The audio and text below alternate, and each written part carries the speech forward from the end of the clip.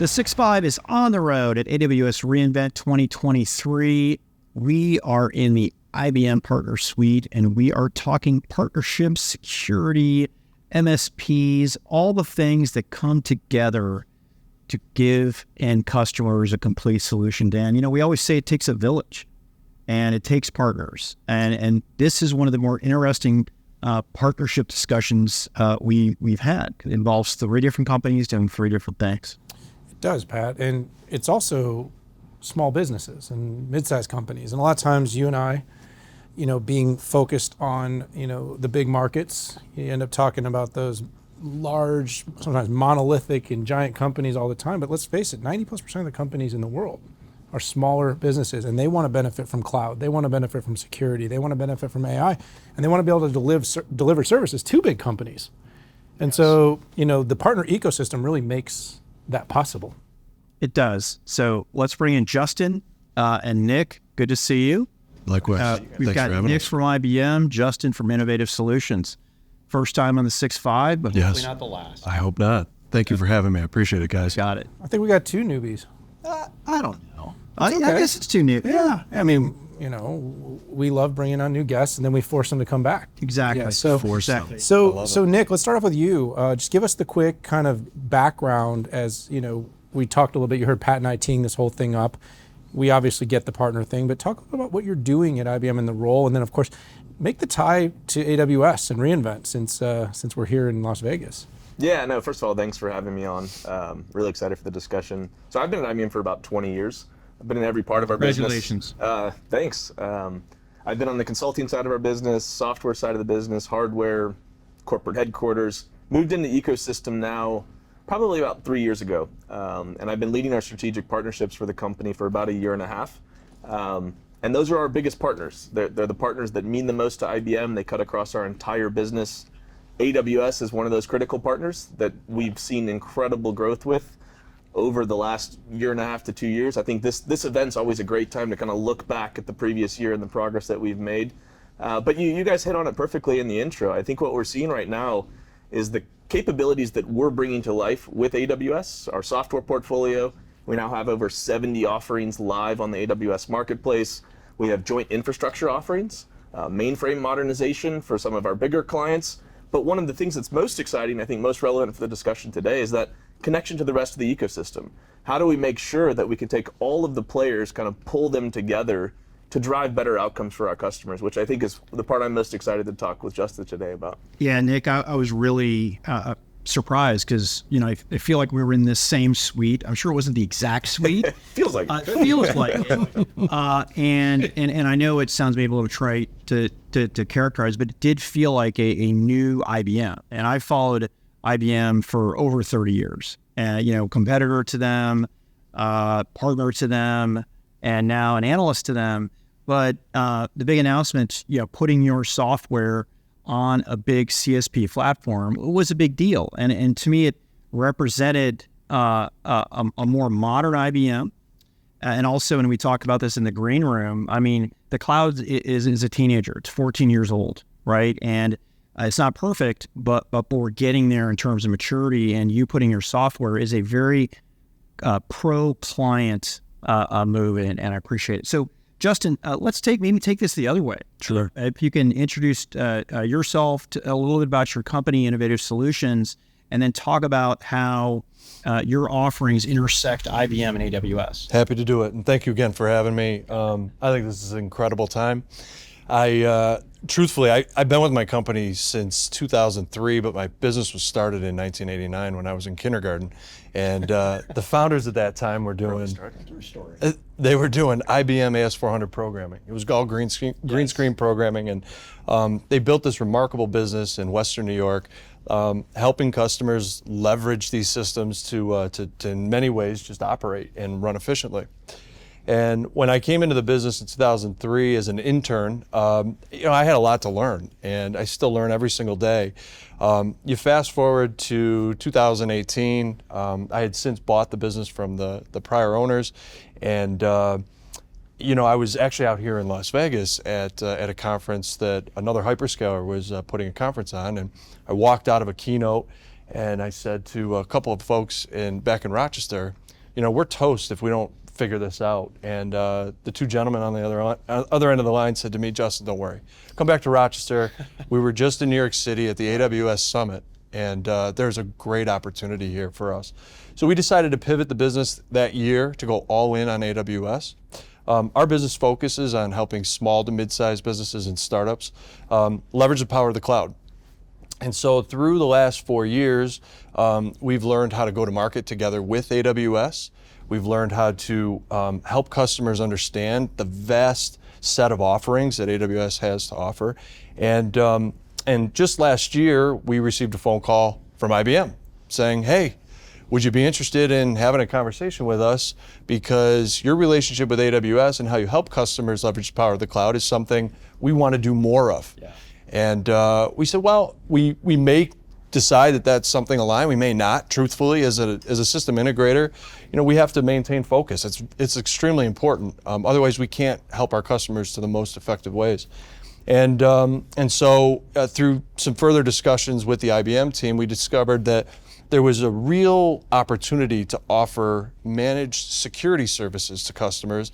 They were in need of real security offerings, set it and forget it security offerings, and we built a remarkable SOC as a service, we call it MSS, Managed Security Services, all on the backs of IBM software, which has been remarkable. What is even more remarkable is some of the announcements that we're making today around generative AI technologies. So would love to share more about that with you guys. Yeah, and Justin, we'll come back to that in a bit, because I think you teed it up really well. And by the way, I love a good entrepreneurial story. I think we went to kindergarten around the same time, by the way. That's great, man. I love it. Pat was like 40. I'm just kidding. We get on pretty well. We are best friends. We do. So part of the whole platform is we like to have a little fun with each other. I love it. So I hope you guys don't mind. But Nick, you guys made some announcements related to IBM Security. You're introducing some new offerings to your ecosystem. Talk a little bit about that, because I'm guessing that's what Justin's going to be building on here in a minute. Yeah, no, I think Innovative's been ahead of the basically the market around this, taking our solutions on AWS and creating managed services wrapped around it. What we're announcing at reInvent here is kind of the next generation of that. Yeah. How do we make the software easier to package? How do we make sure that it's got the proper integrations to native AWS capabilities? How do we make sure that, especially for SMBs, the partner, like an Innovative, can package things up the way that their end customer needs it, price it in the way that it needs to be priced, have the different capabilities that they need to have, that level of flexibility and configuration, to get that into the hands of a partner like Innovative, to be able to bring the solution to market that the customers are asking for at the price point that they want, especially when you get into SMB, I think is something that we're going to keep partnering with great partners like Innovative around, where you've got a long set of capabilities, but what are the right pieces to pull together to solve your customer needs? And I think AI, we have a lot of great examples there too, both on the security and AI front. As we continue to build that portfolio, making sure that it can be packaged in really easy ways for great partners to package those things up, put their services around it, and in this case, even put services with IBM technology and AWS technology all bundled up together, have that as a single marketplace offering. That's the level of kind of ease and flexibility we're really looking to drive into the entire market. Yeah, what's really been interesting, I mean, some of the characteristics that SMBs it's almost been true. And sometimes I think it's a misnomer to use SMB, because, I mean, they're small. Some of them are big, yeah. Exactly. And your revenue definition is pretty high here. But with that said, the smaller the enterprise, smaller the business, the more that they have to rely on solution providers. And when we do a scan of the security market, you have this classic characteristic, which is you have point solutions that are spreading like kudzu. You have to integrate those solutions, and by the time you think you're on best of breed, you've spent so much time, you're on third or fourth rep back, and SMBs need a partner to pull this together. So, Justin, can you take what was said about IBM? What is the opportunity here, and what are you putting on the table? What are you selling, and what problem are you solving? I think it's understated how significant the two of the biggest companies in the world coming together and choosing to openly come together to enable more customer outcomes is. I remember last year here at reInvent, IBM had announced their intentions to obviously do much more together on the heels of a strategic collaboration agreement they had signed with AWS.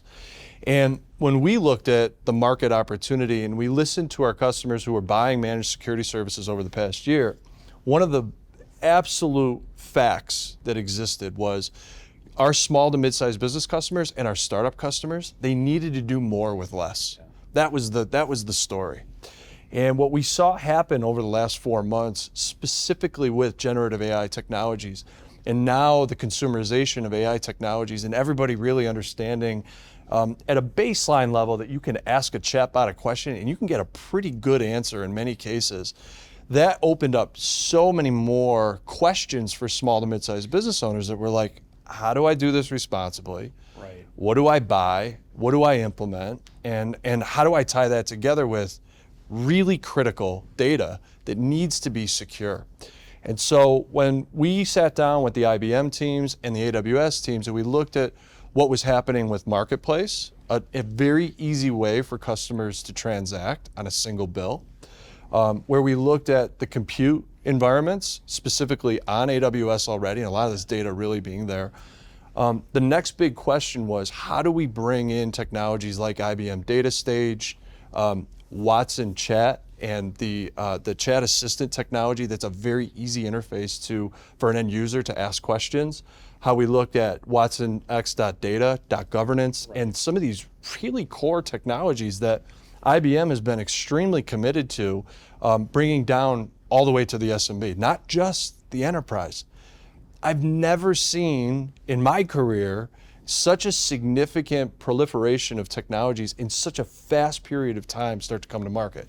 And to Nick's point earlier, I think we've got this opportunity to continue to work with folks like IBM, like AWS, where our customers have a real business need, they're trying to solve a problem, and if we can help stitch that together, support that through a managed service, and oh, by the way, if we can give the customer a single bill to pay, it's much easier for them to transact. Yeah, for sure. Yeah, I think the packaging is very important. I do too. You know, as smaller companies, the bandwidth, usually IT departments of a handful, and that's at the larger end.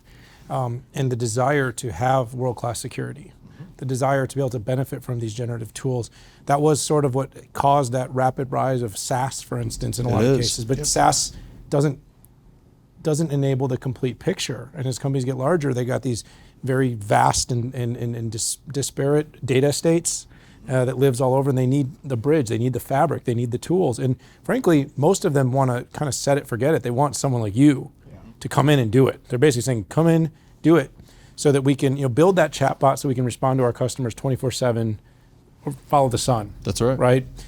Make sure that data, that transaction is going to be safe. If they're buying commerce on a website, we want to make sure absolutely that we never, because a small business will never come back from a breach. That's right. So these things are imperative for the survival. So I think it's kind of like, it's interesting for people like us, but when you think about it, you cannot understate how important this partnership is. But Nick, let me ask you this, where does it go? Because, it sounds to me like what you've done is, because I mentioned SaaS. I mean, that was democratized over a few decades. Like early companies built homegrown ERPs and then others figured it out. And then eventually they started, but this like generative AI was like in November of last year, it started to be a thing. And then by like in January, anyone with a GPU and a little data science could do it. Now it's just like, you just subscribe to a service. I mean, how fast does this move? Where does it go? And how do you guys keep enabling the partner ecosystem? Yeah, no, great question. I think you're right. It is, without a doubt, the fastest moving market I've ever seen, by far. And I think what's exciting about our approach is we've been really consistent. I mean, for the last 3 to 4 years, our strategy has been hybrid cloud and AI. And for well over a decade, we've been focused around AI. Right. What's been exciting is to see these things really converge in the last year.